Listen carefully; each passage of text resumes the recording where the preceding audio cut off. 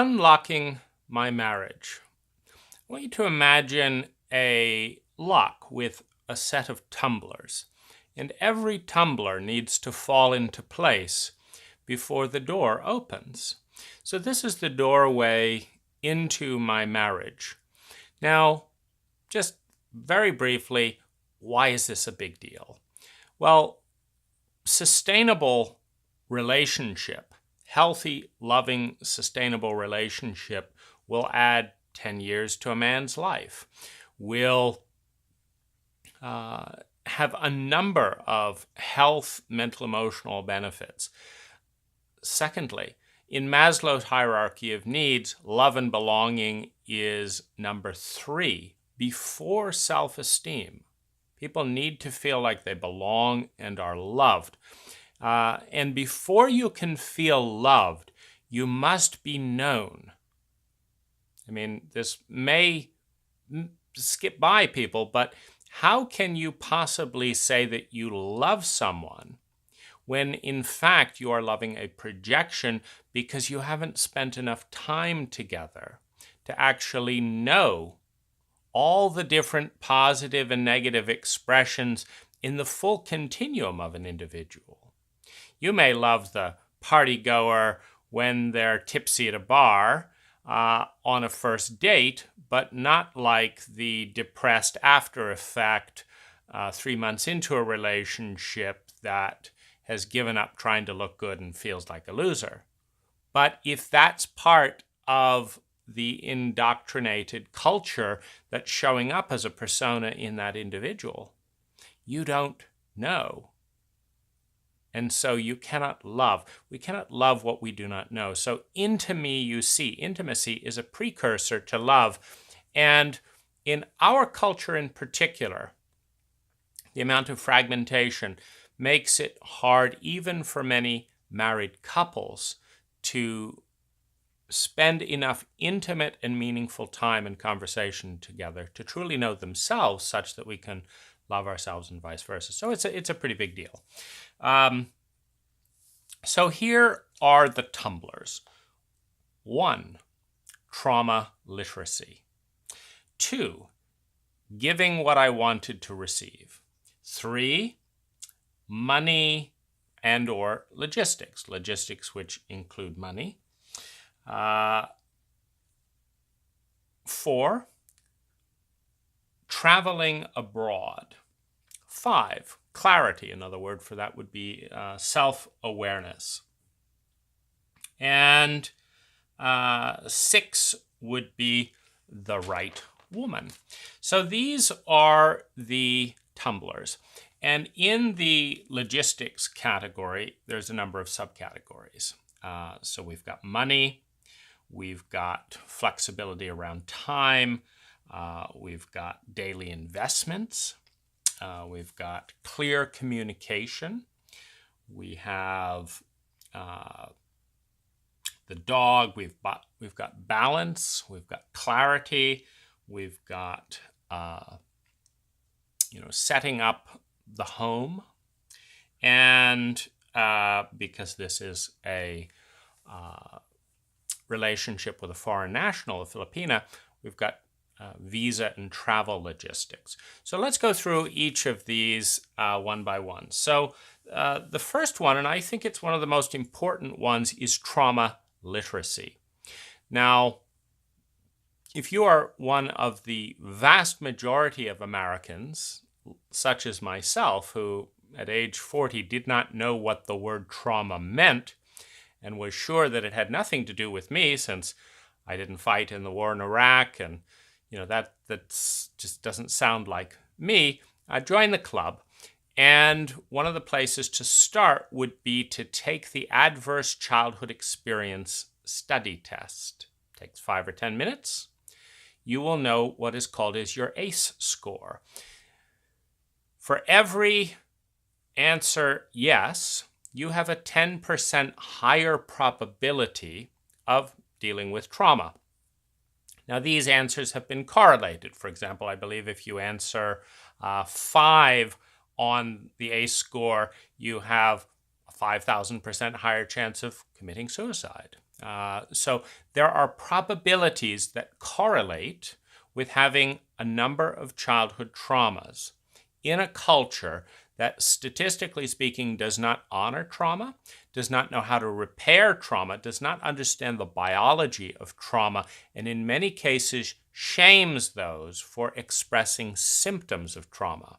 This would be kind of the equivalent in a backward race where you get a cold because you're around someone with a cold. You get traumatized because you're around someone who has PTSD or has issues with trauma.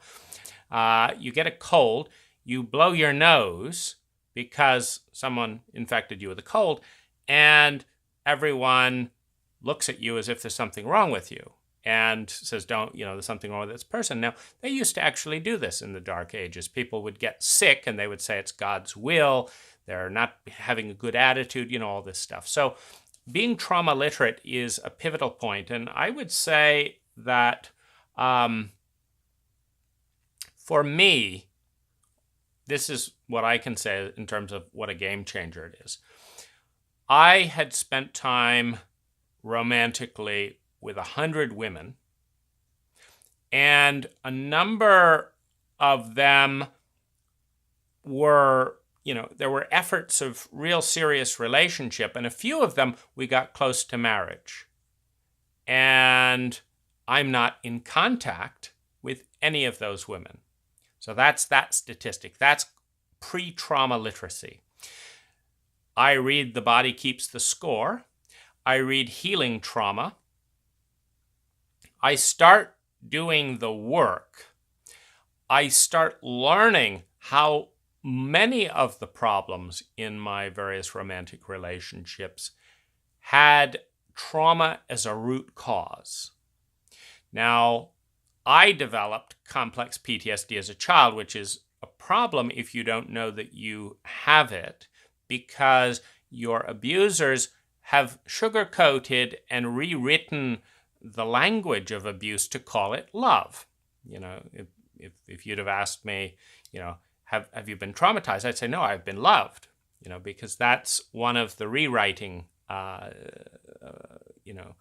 mislabeling games that an offender takes to mask their inadequacy as a parent or as a teacher or as an older adult. It doesn't matter where the source is.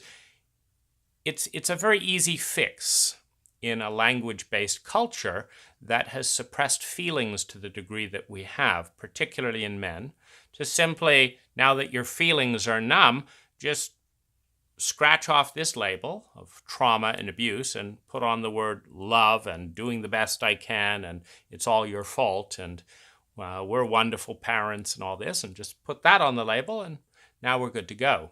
So becoming trauma literate. The second woman I met after being trauma literate, or the second woman I dated, was logistically in many ways not as appropriate to, a complete balance match as some of the earlier women that I had dated.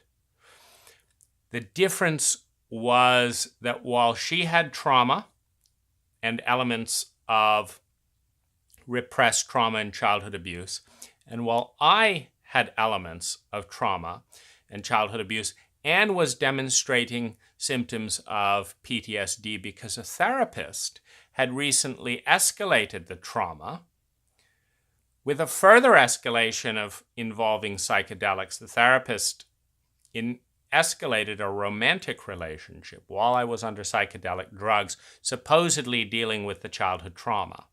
So I've got hit by the childhood trauma because psychedelics unleash the partitioned areas of the brain. So those blocked emotions that everyone is telling you, don't feel those, go away, they come up. Then the abuse is reenacted by the therapist. Well, that's bad enough. But then psychedelics, they make you incredibly vulnerable because they strip away defenses, which is wonderful when you've got an excellently trained ethical therapist. It's horrific when you've got, in this case, it turned out that he was unlicensed, unfaithful. It was a whole mix. And then what made it much worse was the complicitness. When I tried to bring this up, he blamed it on me, shame and abandonment, just like my parents, of course.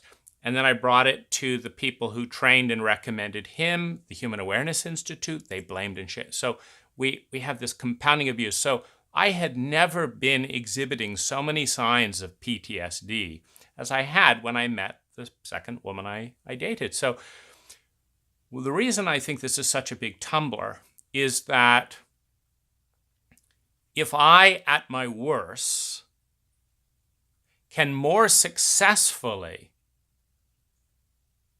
partner with and marry someone who also has, traumatic issues from her abuse, just because I have the information about the biology of trauma, and if a number of, quite, possible candidates in the 100 women I'd spent time with before, if we could never see our way to a marriage, even loving each other, even wanting healthy, conscious relationship, I never lied, I never cheated. They rarely lied. I don't think anyone ever cheated on me, but trauma got in the way. And specifically, it was the unconscious aspects of trauma expressing itself in ways I could not understand and was afraid of. And when I demanded clarity and someone couldn't speak because they were trauma illiterate as well, they had trauma, they didn't know what it was. So I would say, what's this? And they wouldn't tell me. And I'd feel like I was being lied to, and it didn't feel safe. So this is a huge tumbler. Now, giving what I wanted to receive. I think this it's definitely has played a role in this successful marriage. Now, when I met my wife, I was very clear that she was not what I wanted for a girlfriend, partner, wife, anything. However, I had just been abused, and I was just understanding how powerful that abuse was in just taking me offline, throwing me off balance, bringing out the worst in me. I was really getting how big a deal trauma is and PTSD is. And so I saw that she did. And so I said, no one has ever taken a stand for me. If you ask my parents or teachers or even therapists in many cases, I've done $150,000 of therapy, and there's never been a therapist or a friend or a parent or a teacher that said, this is wrong. This shouldn't have happened. It's affected you. You need help, and I'm going to see that you are no longer punished for the impact of being abused. Because abuse has a residual effect, particularly when your healthy responses to abuse are beaten down. You're 6 years old, just a relative giant with rage and hatred and all that and all this stuff bearing down. And so this 6-year-old says, stop, don't do this. And then the giant says, I'll teach you to say stop to him and sass me and talk me back, and then beats you some more and hurts you some more, and then says it's all your fault. Well, what you learn is it's not safe to defend yourself. So this is crippling, because once you get that, it's like the elephant who has the rope tied to their leg that when they've just been born. Now, when they're, literally 500 to 600% bigger than when they're just born, that little rope cannot keep them. But if the rope goes on when they're young, they learn when they're young that they're not strong enough to fight the abuser, and they grow up scared of the world and believing that they are helpless. Now, when you believe you're helpless to have boundaries and be healthily aggressive and say, no, you can't do this to me. When you believe that, then when somebody pushes into your boundary, you get scared. You feel like a 6-year-old. Because the last time that came up, you tried to say something and you nearly died, you see. And so this is very, very dangerous. It destroys a lifetime for many abuse survivors. And I was just learning how big this was. And I feel like, and so I'm older than her. I've got more life experience. I've run a business for 25 years. And I think, wow, I have been bowled over. The lies and defenses thrown at me by these people who I thought I could trust have got me so insecure and uncertain that I'm astounded. I'm looking at it objectively, and it's not changing the way I feel. I feel petrified. I'm afraid of myself. And I think, wow, you can really screw someone up if you abuse power.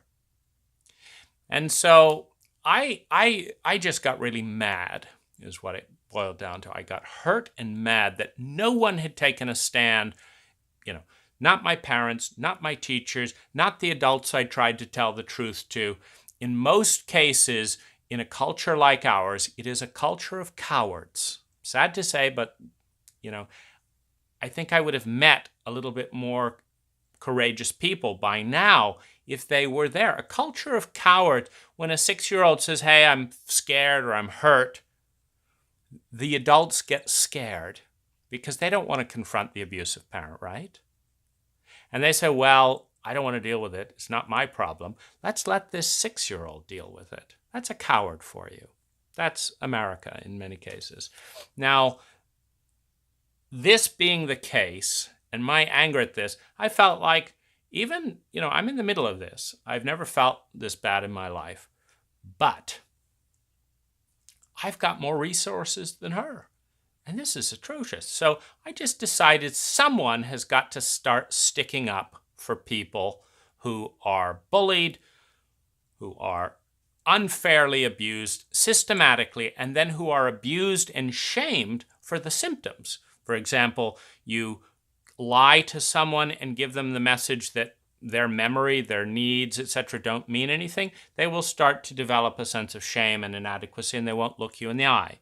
And then rather than saying, wow, I'm a real coward and bully with a vulnerable young child, of course you don't look me in the eye because I'm giving you the message you're worthless. See, what we do to trauma survivors is we then tell them it's their job to feel good about themselves and assert themselves after everyone has bullied them into feeling bad. We don't say, where are those bullies? Let's go teach them a lesson. Let's bring this to some circle in the community that has these adults stop bullying children, because we don't care about children. We wait until they get older, and then we shame people for not doing a better job of getting rid of the symptoms that a cowardly culture has shoved into their biology at a young age. So I was just very upset about this. So I decided that I was going to be for her what no one had been for me. Now, this is a big commitment, and I felt very hesitant. So I did it slowly, very slowly. Met with her for dinner, not as a date or anything. I met with her for dinner. And I said, how can I help you? What are your problems and how can I help? And she listed 5 problems. I gave her things that she could do for each of those 5 problems. I also gave her a copy of one of my books, 101 Choices on My Path to Well-Being. And I also said, if you do this stuff and it works and you want to talk about it, I want you to email me. And if you do it and it doesn't work and you want to tell me about that, here's my email address. If you do these things, feel free to write, basically.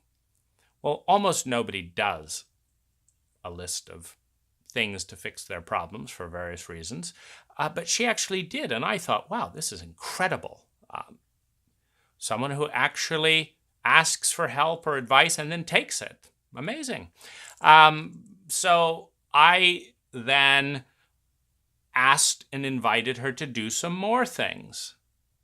and give me feedback, and some more things and give me feedback. And so her life started taking off, basically. And this was fun. I mean, I was feeling terrible at this point, very disconnected, because in this culture, you may have 200 people a day saying, "Hey, how are you? Hey, how are you?" There is not a single one of those 200 people where if you say, "I feel absolutely shitty and I don't know what to do and I feel exhausted and I really need a hug right now and I need to drop down and I need someone safe," and I have no idea if you're that person, but that's frankly what I am feeling and what I need. Well, in many cases, you'll scare 5 or 6 people will go into a panic because you actually told them the truth. Another few people get angry, like, "How dare you tell me the truth?" Another will just dissociate because they've no idea what to do. Some will feel bad and uncomfortable and walk away. And what eventually, see, the trouble when we have such a dysfunctional culture that does not know how to respond to help and likes to pretend that it does. "Hey, how are you? How are you? How can I help you?" And then the problem with that is that if you have 90% of people respond in a way that communicates that they wish you didn't exist, when that's probably how you're feeling, it's reinforcing of the wound, and you feel like the world would be a better place if I didn't exist. This is one of the reasons people kill themselves, is they get that message over and over again from people who don't want to deal with the reality of the dark side of our culture, of our shadow. So again, I wanted to be different for this woman, so I invited her to write a user's manual.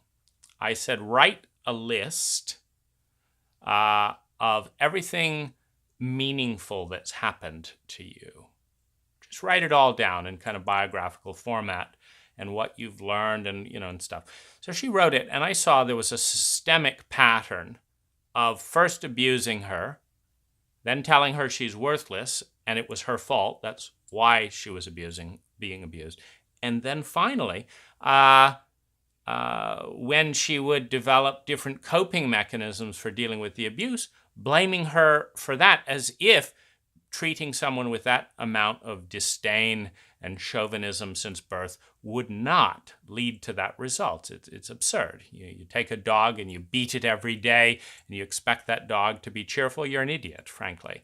Well, she was surrounded by idiots, and she had been abused since birth. And I saw this pattern.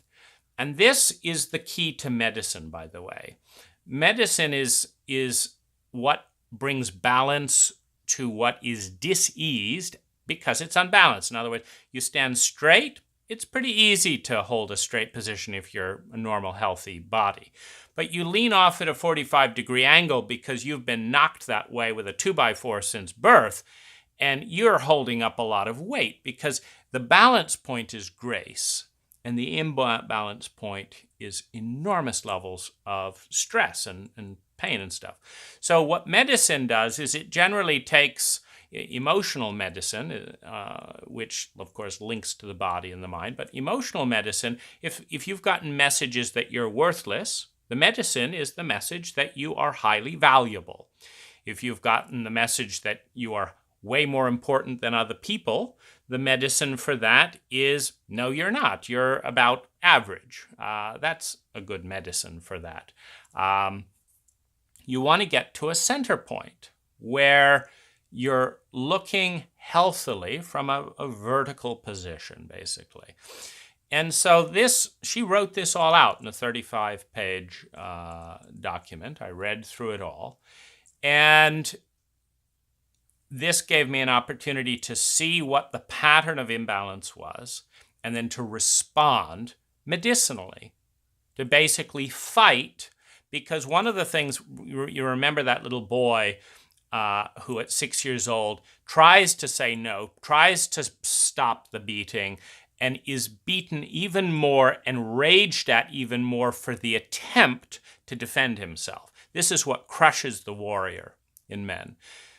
Every person has a healthy inbuilt basis to defend. We're just not supposed to be born to cowardly assholes who are 30 feet giants, relatively speaking, and expected to defend ourselves when we are dependent psychologically, emotionally, physically for survival, security, love, and belonging on sociopaths. We're not designed to be born into that family. And so there's that. What happens is when we get crushed repeatedly, we develop a defense that says, I'm going to crush myself before I get crushed by this asshole. It's basically that. Now, when this plays when this comes into effect, we're leaning off, we've been abused, and then someone tries to help us and say, no, this is absurd. We say, no, I deserve it. Because what we're expecting is that the last time we stood up for our honor and our dignity, we were whacked harder than we've ever been whacked. How dare you talk back to me? And we just don't want to deal with that. It's just too devastating. It's too traumatic. And it's also a bit confusing when you grow up thinking you're worthless, because that's the message you've gotten over and over and over again to your emotional essence. Your emotions mean nothing. Here's what you should be feeling. So when, I'm beating the living daylights out of you, well, you should be grateful.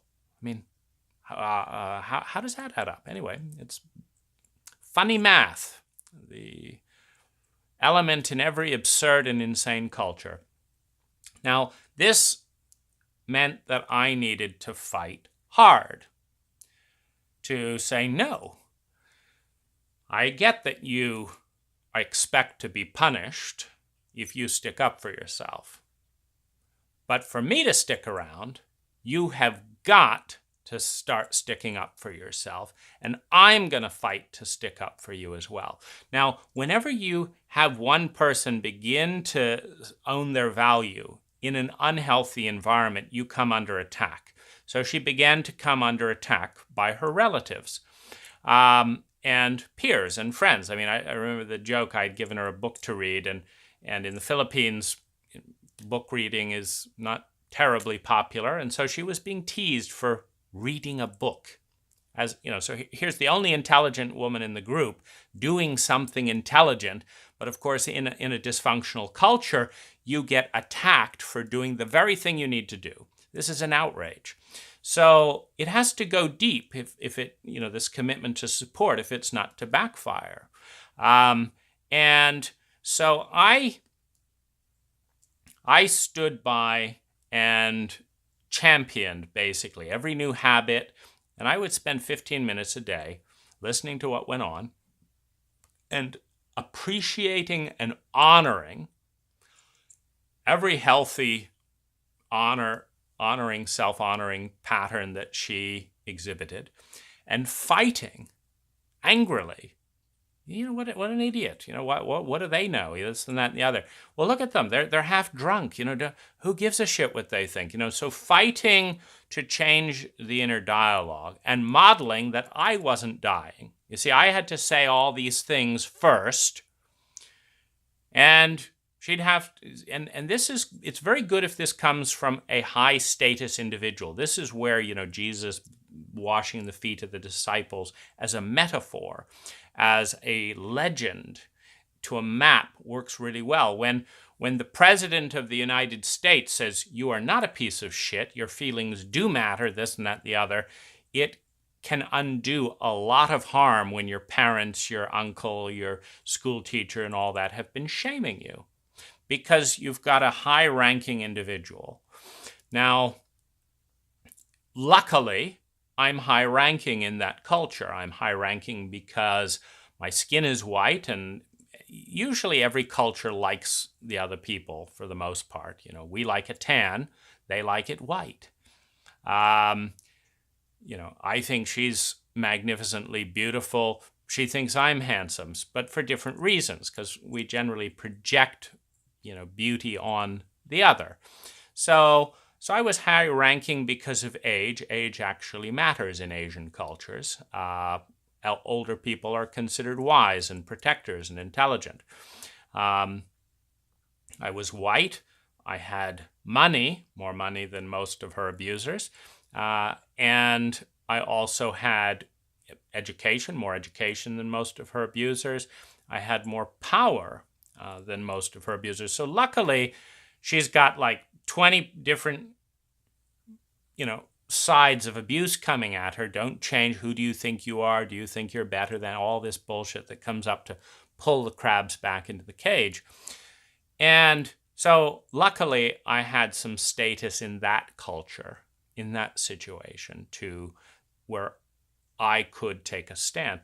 Now, it's also, we very much need support. We need love and belonging. And when you're just getting abused in most cases, this can make a big difference. So this, I went through this process.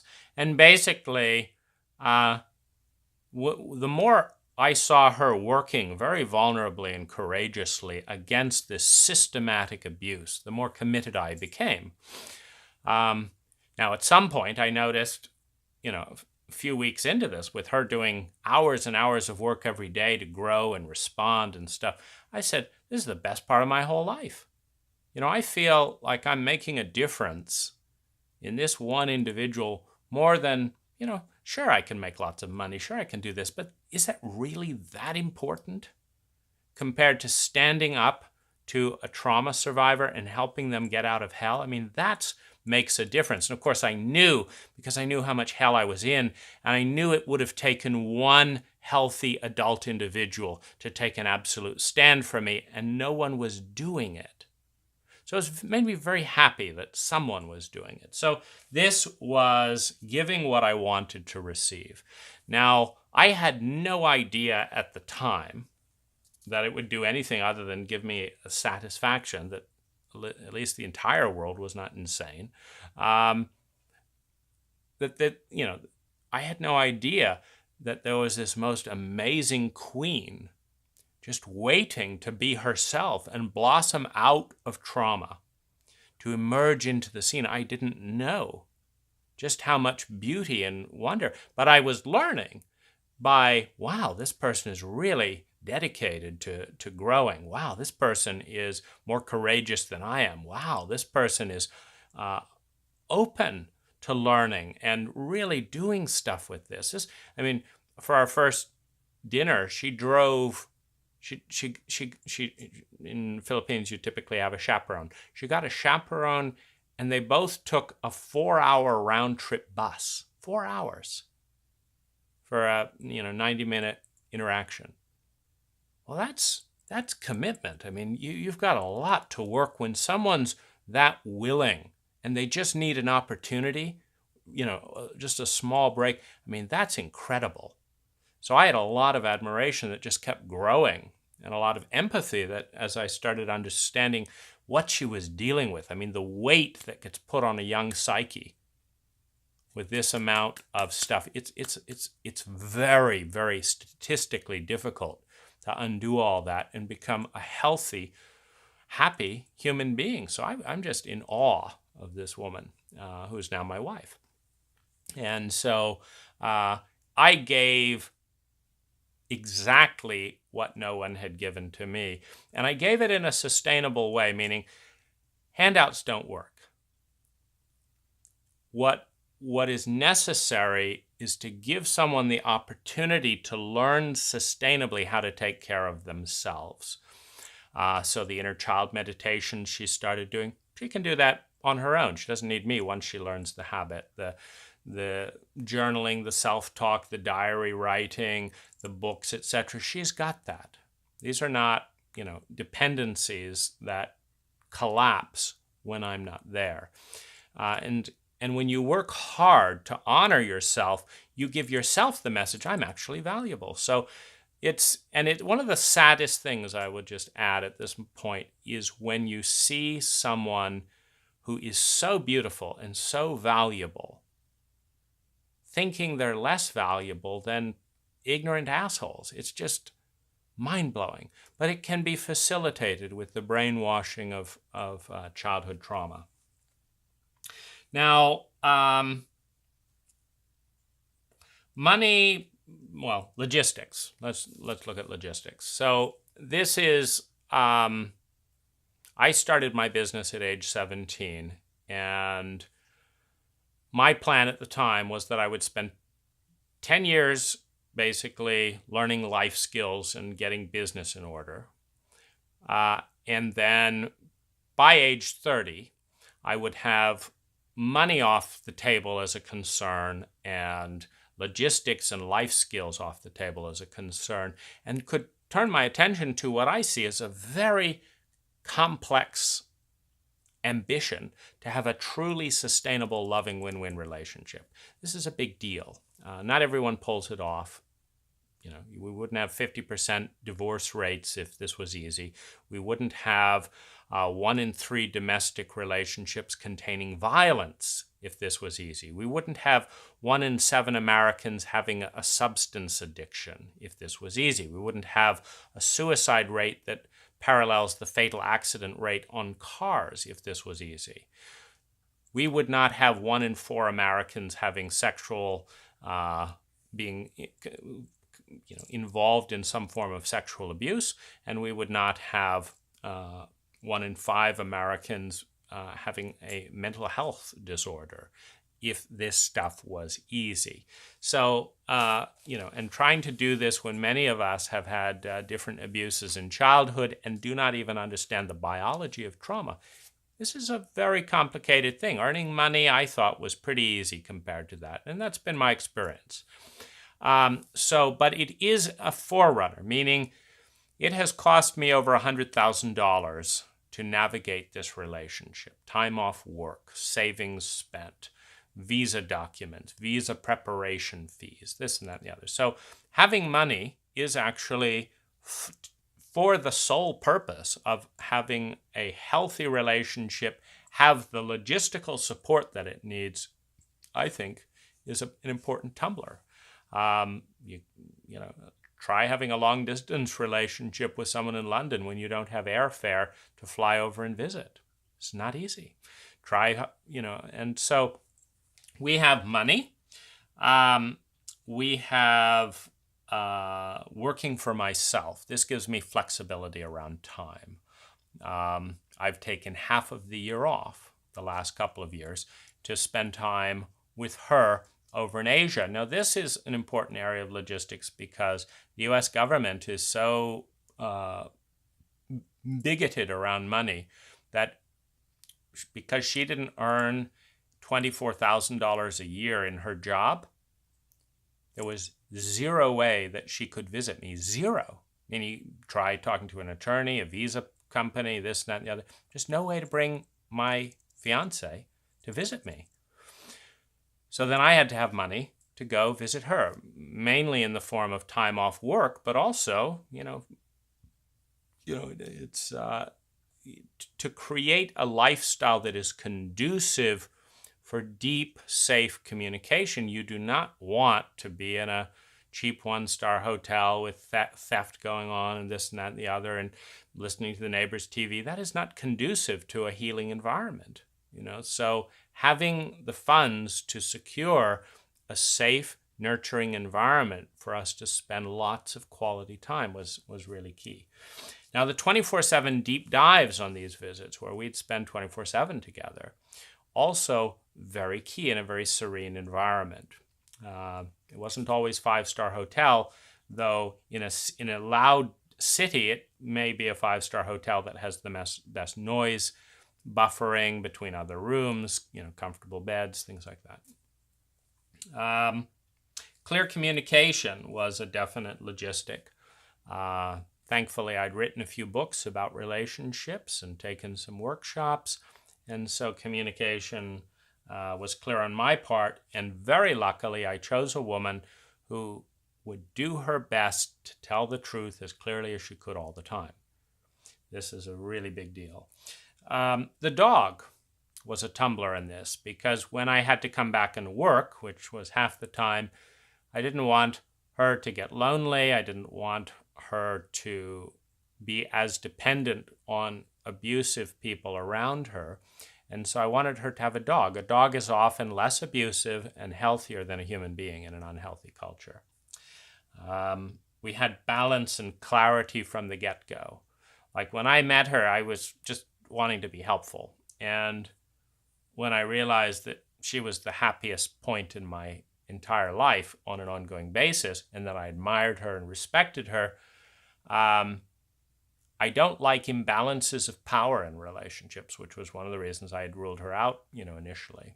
And the reality is that if you control the money, and if you control, if you have more choices than the other person does, and you control the money, there is an imbalance of power. And that is not optimal. It is optimal. One of the reasons that stars often date stars, is that they both have a framework of understanding where there's not so much of a situation of one feeling used or this kind of that.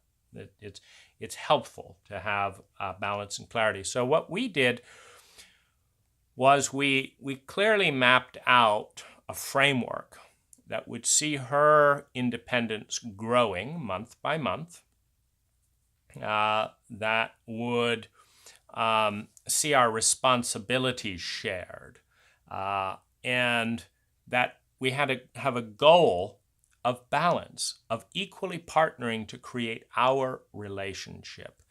We were also clear from the beginning that we cannot see in a traumatized state what is ideal for a lifetime, but we can see what is ideal for the next year, etc. And so rather than trying to map out our entire lives, we just would check in times and say, can you think of anything that is better for you in your life and your future than this? And can I think of that? And our relationship, choosing to spend 24/7, should be based on an ongoing reviewed assessment that we are very healthy for each other. And we were. There's no one I'd rather be spending time with than her. And that's 2 years in, and that's good enough for me. So we had clarity and balance and agreements. And so, I have more money. She does more of the house and logistics types of thing. I used to hire someone to do those types of things. So she does more of those.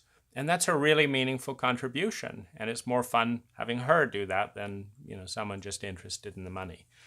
And so we have a sense that we both, we're committed basically to a framework where both of our lives are improving and where the well-being of the other comes before the self-centered need. So in other words, if it becomes clear at some point that she would be happier alone or with someone else, that is a very good reason for us to disengage and for her to do that, and vice versa, but to do so in a healthy way. And so we have, we created a container around that. The apartment in Thailand, I flew her over to Thailand, got an apartment while we had this long visa wait. So the apartment in Thailand was a very good trial because it's the first step out of her culture. From Philippines to Thailand is less extreme than Philippines to the United States. It's not too far. It's not as risky. So we lived in this tiny little apartment for months, one-room apartment. And again, this was very encouraging because you get in each other's nerves in a one-bedroom apartment. I've lived alone my entire life. I've had a whole house, and I'm picky. So my thought is, wow, if I can live this happily with someone in a one-bedroom apartment in a foreign country, I'm assured that we can live in my whole house. So this is a stepping stone. But I also learned all kinds of things. I learned that I was happier giving up certain hedonic, pleasures and things that I would normally do as a bachelor alone. And I learned that I'm actually happier not doing those things and spending time with her. And so it seems initially like a sacrifice, but let's look at the data. And, so I've just had this continual noticing that when I make my wife happy and invest in her well-being, my well-being goes up. Well, this is a wonderful thing because you realize your interests are not apart. Daily investments, I think, are a big deal. So I like to provide in different ways for her, whether, like most recently, I got her some seeds for a vegetable she wants to grow, got her a belt to hold the phone so she can do her audible listening while working, little things that help her grow and become more and more her own person. It's very fun to do that. And so I have a discipline every day. I do something that will support her in that and support the relationship. So visa support is a really big thing. I can't tell you how sociopathic the United States is. It's very sad, but it is the truth that the United States is profoundly sociopathic towards its citizens and foreigners in terms of this process. It's cost $100,000 in time off work. There were almost never any names given. The protocols were autocratic and unpartnering. There was no response to letters communicating impact.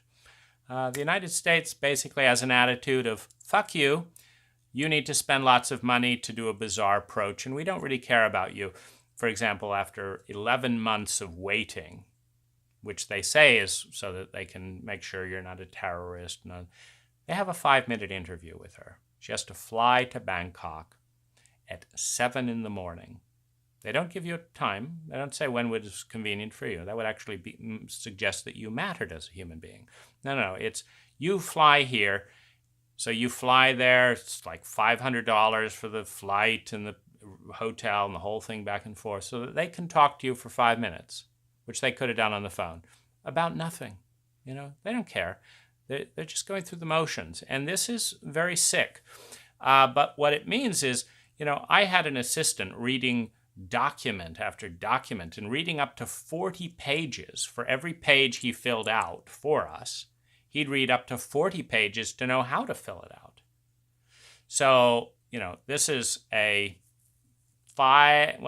give it a $10,000 cost, for the various payments to the U.S. government and the various payments to an assistant, and endless amounts of stress, and it's quite an ordeal, basically. But that's meaning if you don't have the resource and ability to do that, in my case, you don't have a marriage.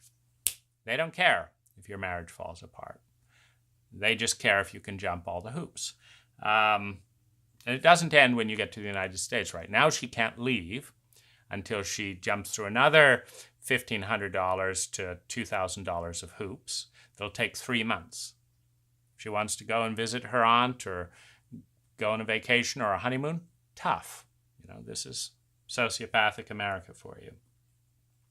Now, these are the logistics that I've covered. And having $30,000 in savings in the bank, having a $20,000 IRA, having the ability to make enough money to support myself half of the year, the reality is I would not be married if I had not laid those in place. And so what I've always tried to do as a self-employed businessman is structure it so that I can take a vacation anytime I want, focus on high quality, fewer jobs, but very high quality. I'm a landscape contractor.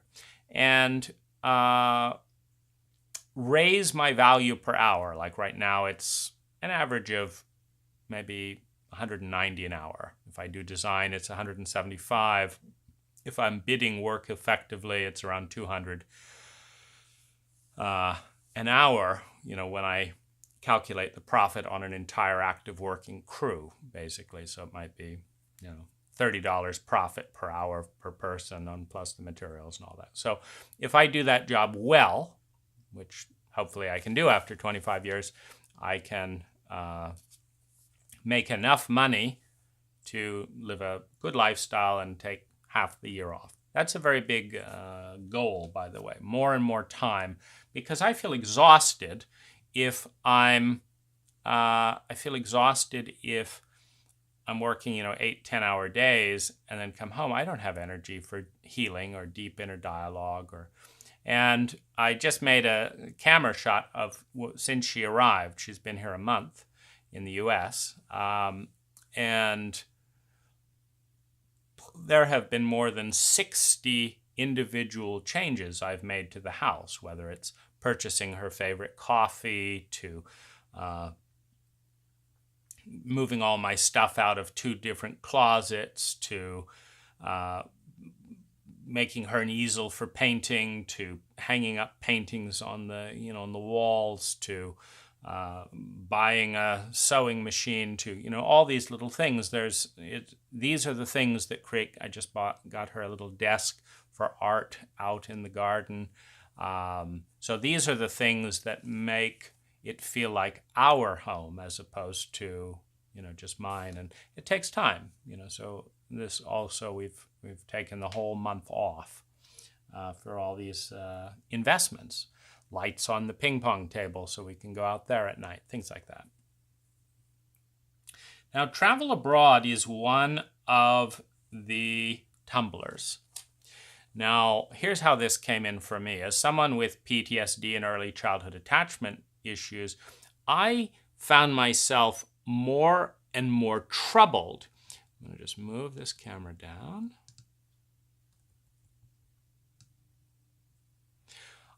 Well, this is a little too much. Okay. I found myself troubled with the devil-may-care, undefined nature of Bay Area relationships.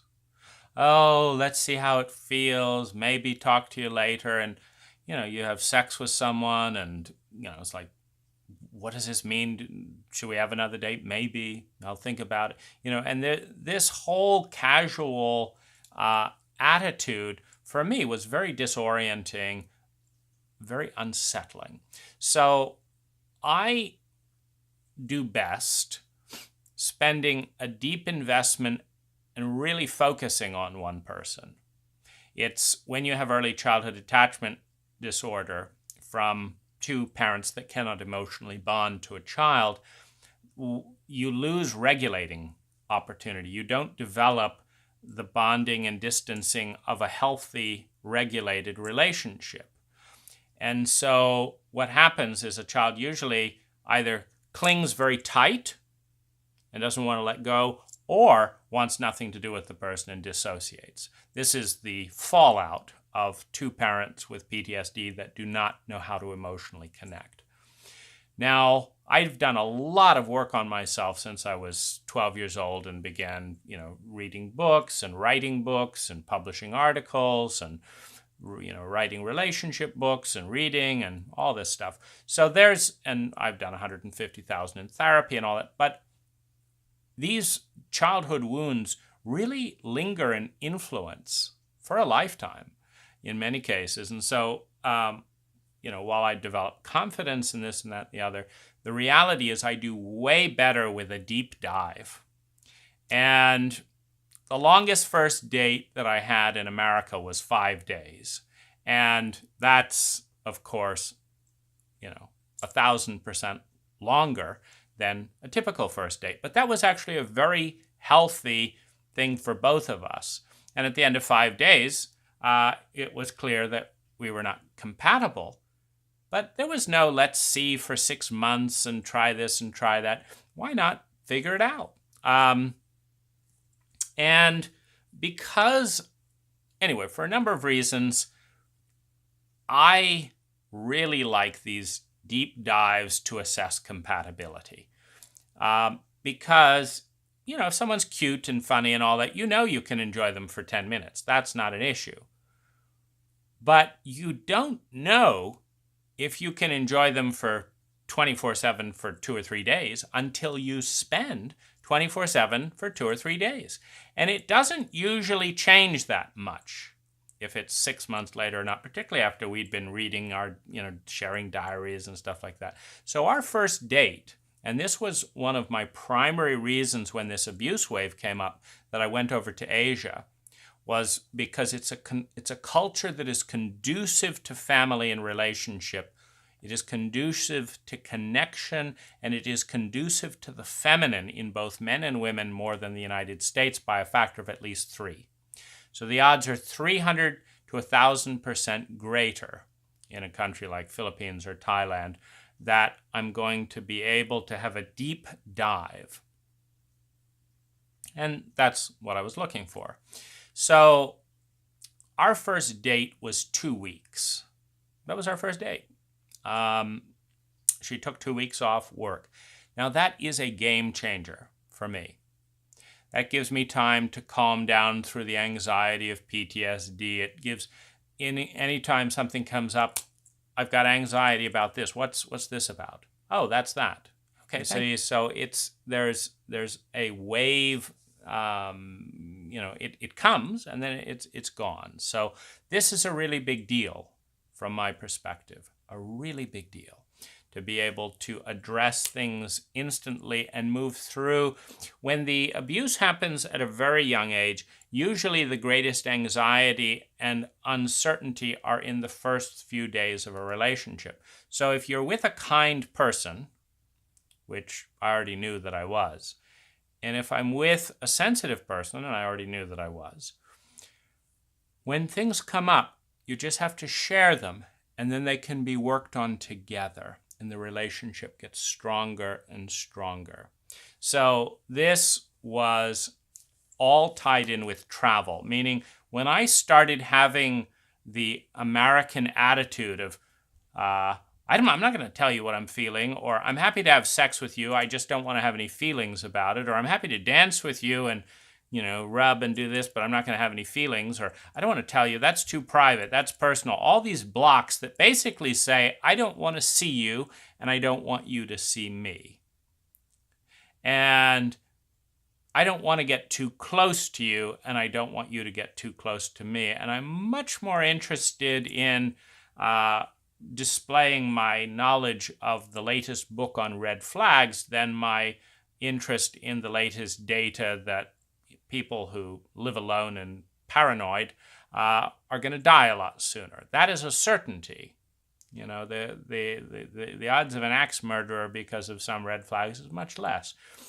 If you're trauma literate, if you're sensitive, kind, and communicative, and you put your relationship first, your dangers are much bigger of health risks from loneliness, depression, suicide, etc., than they are of having a misunderstanding or being cheated on, etc. And the other benefit, by the way, it's very odd to me when women who are afraid of being cheated on, with something I've actually never done with 100 lovers, they don't want to spend time with you because they don't know you, is the logic. I don't know you, so I'm not going to spend time with you.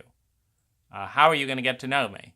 Well, I'm just going to keep my distance, and after about 6 months, I'm going to know you more. No, you're not. You're going to know that I appear at this group for 6 months. You're not going to know anything because you haven't spent time with me. And meanwhile, I'm not going to wait around for 6 months because you're scared of actually spending time with a human being. I'm going to be off with someone else. So then you'll be confirmed that I'm flippant because you were too cowardly for 6 months to show up in a meaningful way. So it just doesn't. This whole thing is a mess. And working online, one of my biggest frustrations is I can write to 100 women in America a meaningful letter and really lay it out, like the kind of relationship I'm looking for and stuff. And there's times there will not be one woman responding. This is America. If you say I want to spend 4 hours a day, not many women in America are interested in that. The average in the Bay Area is 10, is what I learned from hundreds and hundreds and hundreds of, oh, you're really cute and interesting, I just don't want to spend the time. Well, your loss.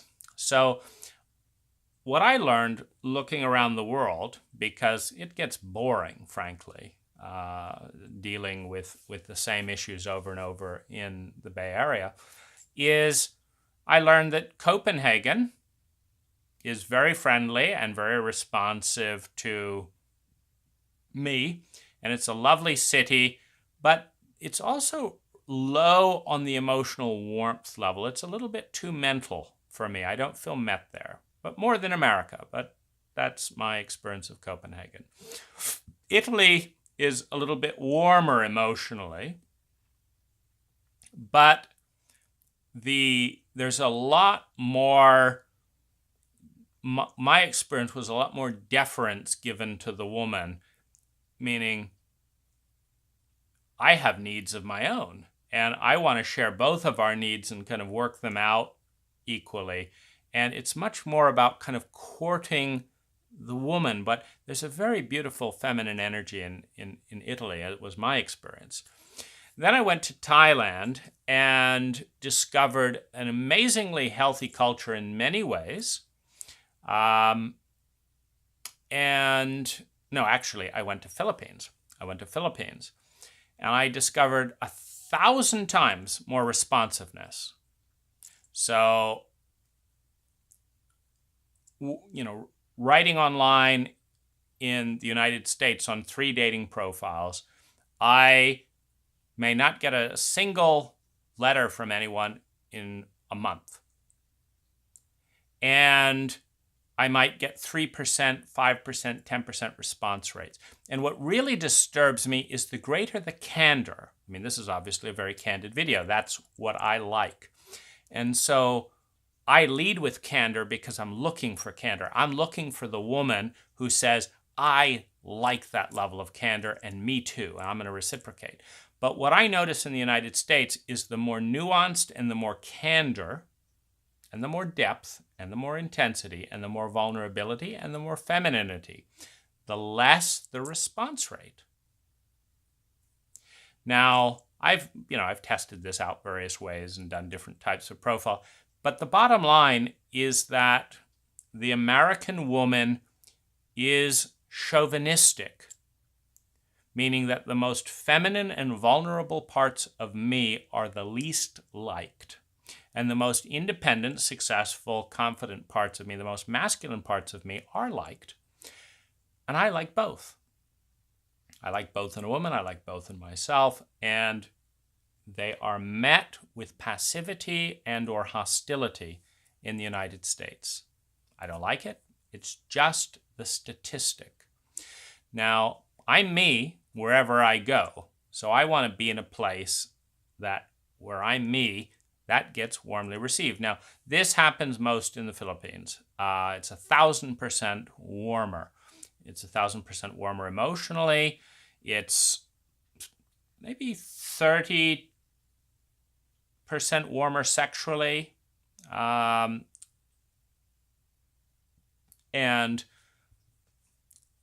so I went to the Philippines, and I had a lovely experience with a woman. But the big downside in the Philippines was the honesty level. The financial poverty in the Philippines, coupled with the sugar daddy fantasy that is prevalent in the culture, leads to about 50% dishonesty. And Filipinos will tell you this. My experience is you've got a 50% chance of being lied to, basically. And I don't like that. So I don't like that as a culture. It's born, by the way, of invasion and usury. The Philippines have been invaded and used by the United States, by the Japanese, by the Spanish, been dominated, etc. There's an enormous amount of hypocrisy in the Catholic Church there. And so dishonesty is a survival tactic. There's a lot of trauma there. And so it's understandable, but it's still, I had a mother who lied to me and then would lie about lying and then blame me for being upset that she was lying about lying when she'd finally get caught. And I just find the whole thing disgusting. So this is a personal, I don't like it. So I don't lie, and I can't tolerate lies, basically. So that I was annoyed because I spelled out in my first letter to this woman, I'm looking for someone single. I don't want someone who has a child because I didn't want the child to be abandoned, for her to pursue something, etc. I'm not a Catholic. I'm not going to pay you. I'm not a sugar daddy. I'm not even looking to get married. I'm looking for a traveling companion, and that was what I was looking for at that time. And it turned out she was married, and she had a child, and she was in conflict, and she wanted money. And, to have, it's just disappointing, when you clearly spell this out. I mean, what was she thinking? Well, who knows? But that's what I'd come to learn about the Philippines. So I gave up after spending time with about 10 women in the Philippines. I went over to Thailand. And Thailand has, 80% more honesty than the Philippines. I think in some ways they're more honest than the people in the United States. There's also a great pride in feminine energy in Thai culture. There's pride in emotion. There's pride in family. There's investments in quality time. And I love the culture, and I love the Buddhism, and I love the temples, and I love the food and all that. And I love the swimming, and I like kite surfing. And so I started spending time in Thailand. But then I found that I couldn't find almost anyone who spoke English. It's wonderful to find a culture that's so proud of itself that it's not very interested in English. It's not really. So I couldn't find anyone who spoke English. The Thai are very hard working, and so almost every Thai woman except a bar girl is going to be working 5 or 6 days a week. And then finally, her family is generally going to be more important than me, but she's going to be more important than my family. So there's an imbalance of power. There's an imbalance of time. I'm there on vacation. I've got 7 days a week. She's got 1 day a week. I need to speak English. I'm too arrogant, of course, to learn Thai, being an American. And she doesn't speak English. And I want someone that puts us first, not family first, and she wants to put her family first. So I spent some years in Thailand. And I almost, I found some, some possible contenders, was looking for a marriage. I actually contacted 5,000 Thai women. I wrote a book for Thai women. I translated it into Thai. I gave it to 1,000 Thai women. And met some wonderful friends and, this and that and the other. And so I made a big investment and this was easier, by the way, than dealing with the United States. Writing a book, translating it into Thai, giving it to 1,000 Thai women was easier, in my experience, more fun, more valuable, meaning they all enjoyed the book and this and that and the other. And so then finding people that can show up spontaneous for 30 hours of quality time a week in the Bay Area. So that's where I spent my time. And but then I went back to the Philippines when I needed to speak about the trauma. It's useless in Thailand to speak about trauma. The Buddhism, never mind, that doesn't work really. Not speaking English when you got all this stuff going on. And so I've generally liked women over 50 years old because they're more self-aware in the United States, and so I just get more of the inside woman that I like in a woman over 50 in the United States. And so my first girlfriend was 58 years old. Was fantastic. Who wouldn't trade the richness of personal growth and self-awareness and humor and free time and stability and stuff for pert breasts? It's a good trade-off for me. And so I'm also open to different ages in other cultures. In the Philippines, older women were often jaded and cynical, primarily from foreigners abusing and lying to them and promising to marry and all that.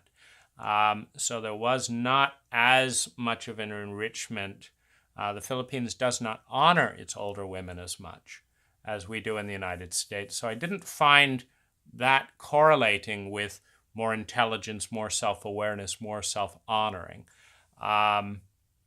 And I also, when I went on, I went basically in a trauma crisis, and I sent out 100 emails basically saying I wanted a travel companion with a real clarity that I wasn't going to get married. This was, I wanted someone who would enjoy the chance to practice English, the chance to talk, and swim together, and these types of things. And it was younger women that ended up being more interesting. So I had my first experience with a young woman, and we spent a month together, and it was absolute heaven.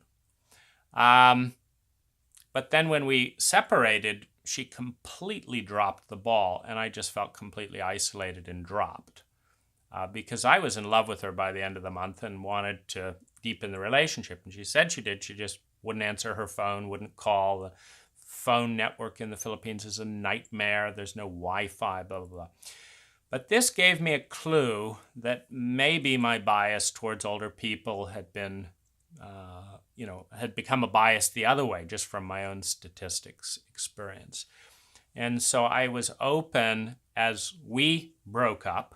I was open to a wide range of ages when I sent out the next, 100 emails. And it was Jen, my wife, who was among the responders. There was a range of people interested in, etc. And it was intuition. This was another Tumblr. Her face came into my mind in meditation when my mind had kind of written her off because it just didn't seem like a fit. I remember her first email to me was, "I like golfing on Monday." And I'm tearing my hair out, and I'm thinking, like, what is that supposed to mean? You want me to go, this isn't a response to a 10-paragraph statement of interest and this and that and the other. I could care less about golfing. Could you respond? And so this was the point where I dismissed her, of course. But one of the Tumblrs was being open. And I think when I saw her showing up, and I couldn't figure out why I would want to have a dating relationship with her, I thought, okay, I'm going to do something to help this person. I can't think of any other reason that she's keeping popping into my mind. Maybe I can help this person. Maybe I can do something for them that's never been done for me. And that's how that emerged. But the travel experience, meaning the relationship I have with my wife, I've only once had a close to that relationship with an American. It was a much older black woman in 58 to 62. We were together when I was in my 30s, and that had the kind of proximity and tenderness and vulnerability and femininity that we see here. But it's a pretty phenomenal relationship. She's in the highly sensitive person category. We have a wonderful inner child playful dynamic. We're tremendously devoted to each other. We understand trauma.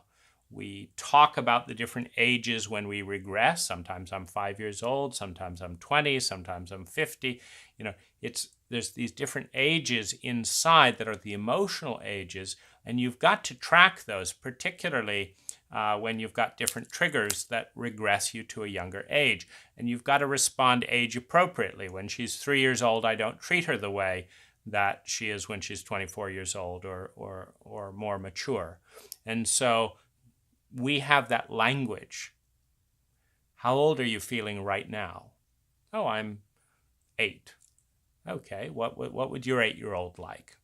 And so we play in that, both of us, deeply fluid dynamic game. Or I'm 12 and I don't, I'm not ready to give your 8-year-old something right now, but could we do this? Could your 8-year-old do this for my 12-year-old or something like that? So we dance a lot in that domain. The travel abroad is an enormous asset in being able to find the right fit, since every culture is different, and of course every woman, but I've never met an American like my wife, never, and I may never meet an American like my wife in key areas that strongly enforce our unique compatibility. So having that context, I think, is a tumbler. And I mentioned kindness, and because the last tumbler is picking the right woman. And this is a very interesting, I'm going to take us up just a little bit here.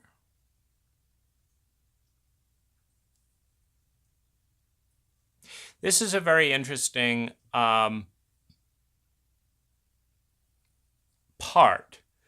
Now, if you have a very high ACE score, by the way, it's very nice to emphasize kindness, gentleness, kindness, nurturing, caring. Now, I'll tell you, I've gotten very good when you are traumatized, abused, and when you're around dishonest people, you get really good at observing behavior patterns more than words. Okay, everyone says they're a wonderful date, who cares? But let's watch a few patterns. So I'm going to tell you the 3-point pattern. The 3-point pattern that helped me lock in the awareness that my wife is the wife for me. And I'm going to pause just now to turn off the alarm. Well, the first one came when we had our first date, and she showed me her photographs, her photo albums. It's pretty common to do in Asia. I'm not sure what young people are doing in the US these days. And I noticed that she had said that she'd taken care of a Down syndrome child. Now, this child was bigger physically than she is. My wife's quite petite. And this is a little wake-up thing, because the typical person does not have the patience or the kindness or understand how beautiful it is to take time and spend time with a Down syndrome child. Now, I, of course, know that, but when she said she'd worked for a Down syndrome child for 2 years and that it was one of the best jobs of her life, that's point of information number 1. Number 2, we look through the entire photo album, and the only photos in which Jen is radiant is when she's with the Down syndrome child. Now, there's one very interesting thing about Down syndrome children. They are atypical. They behave differently than everyone else in public. You have to start ignoring being embarrassed to do something different. And they are filled with wonder and energy that is higher in many cases than the people in the status quo. A Down syndrome child is often in more innocence, more wonder, more pleasure, etc., than someone in the status quo, and they're behaving differently. Well, this happens to be one of my ideals, by the way. My subtitle of my book, 101 Choices on My Path to Well-Being and the Thoughts That Made Them Possible, is choosing happiness over normalcy. And so when you're with a Down syndrome child, they are choosing happiness over normalcy all the time. And you either partner with them in that and dance, or you're in misery. Well, seeing her radiance every time she was with her Down syndrome guest, the person she was protecting and guiding in the world, I saw that this is a woman who is in her element when someone is choosing happiness over normalcy. That this is a woman who is kind and very happy to be with And then Down syndrome children don't lie. They can't. Asperger's people, like myself, do not lie very easily either. And so, and my sweetheart does not lie. She's amazingly truthful and caring and in integrity. So this was the first 2 bits of data. She loves her Down syndrome child job, and then I see her radiance, and I realize that she does. Her presence is enhanced by the authenticity of a Down syndrome child. This is way more interesting to me than what's your favorite movie, what's your favorite book, all this bullshit. I'm learning a core trait and value hierarchy of my wife from this 2 data points. Now, the next thing, my wife is incredibly deferential, incredibly considerate, very kind, and she does not like conflict. I mean, she does not like to assert herself. If she says, gee, I wonder why that man is doing this, and I say, well, why don't you go ask him? Ask him why he's doing that. She said, oh, no, I don't want to disturb him and, intrude. So in my, 2-week first date with my wife, I knew that she did not like to impose on people. I knew she was very generous, like her name. And she told me this one story, and it was the one time I saw massive levels of assertiveness. And here's the story.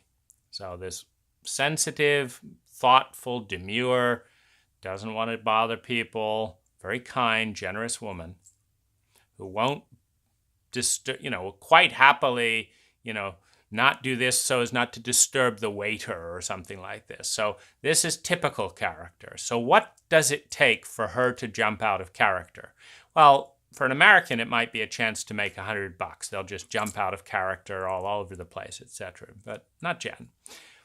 The thing that reveals her profoundly assertive side and her leadership is this story. She's in a bus, driving through town slowly, and she sees a Down syndrome child in the road that is clearly disoriented. And this petite, sensitive, shy young woman takes command of the bus. She stops the bus. She gets out, and she makes sure that that child gets what it needs and explains to everyone else about Down syndrome children. I feel moved to tears every time I think of this, because that's leadership. That's courage to protect the innocent, to love those in need, to teach other people how to care for those in need, and to prioritize that's worth fighting for. These 3 data points tell me all I need to know about the heart and what drives my wife. I've never been disappointed. Every time I've been disoriented, every time I've been emotionally vulnerable, every time I've been scared or regressed, she's always ultimately put those needs and feelings as her number 1 priority. And because a chain breaks not at its strongest link, but at its weakest link.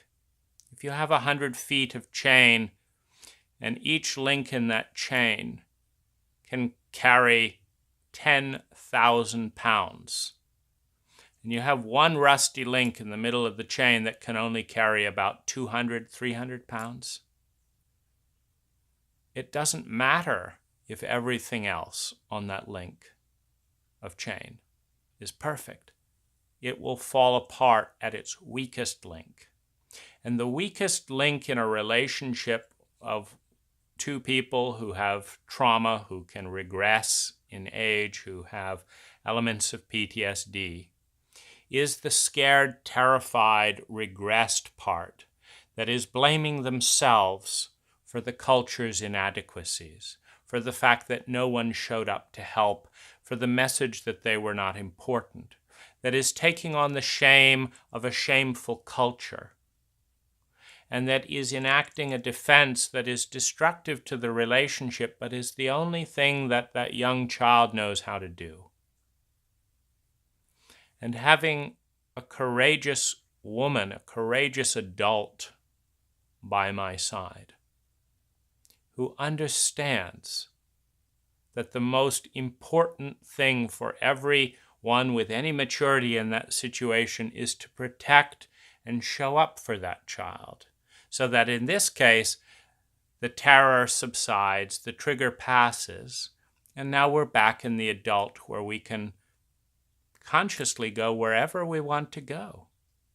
Because we are both capable, we are both amazingly resourceful, amazingly intelligent, amazingly committed and hardworking human beings creating the world that we love to live in. There will be those moments in every relationship where it hangs on a thread and where kindness and warmth comes in and rekindles the love, the safety, the healing, strengthens the link. Or a little cruelty and stupidity would send the two people spiraling away in ignorance and in arrogance, and that's the end. So I picked the right person, a person who showed me with these 3 points of data who she was in a pinch. I never regretted it. I'm very, very lucky. And these are the tumblers that have fallen in place, that see me at 43 as a married man.